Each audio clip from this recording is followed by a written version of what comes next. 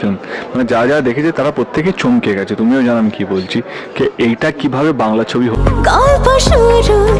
সাম্প্রতিক প্রকাশ পেয়েছে শাকিব খানের প্রিন্স সিনেমার পরী গানটি, যেখানে শাকিব খানের সঙ্গে দেখা গেছে উপার বাংলার জনপ্রিয় অভিনেত্রী জ্যোতিময় কুণ্ডুকে।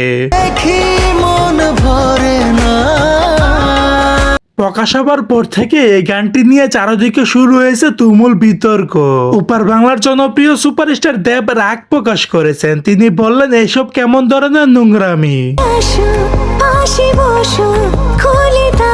বিনোদনের নামে এসব কেমন ধরনের নোংরামি। শাকিব খানকে দিয়েছেন হুমকিও। তিনি বললেন, শাকিব তুই কি আর কখনো ভালো হবি না? আমাদের কলকাতা বাংলা ইন্ডাস্ট্রির নায়িকাদের সঙ্গে এসব কেমন ধরনের নোংরামি করে যাচ্ছিস।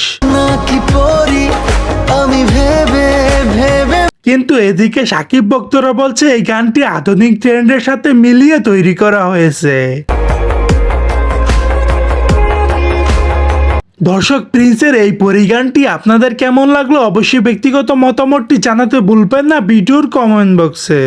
সো দর্শক, আজকের এই ভিডিওটি এই পর্যন্তই। যদি ভিডিওটি ভালো লেগে থাকে তাহলে ভিডিওতে একটি লাইক, একটি কমেন্ট আর অবশ্যই চ্যানেলটি সাবস্ক্রাইব করতে ভুলবেন না।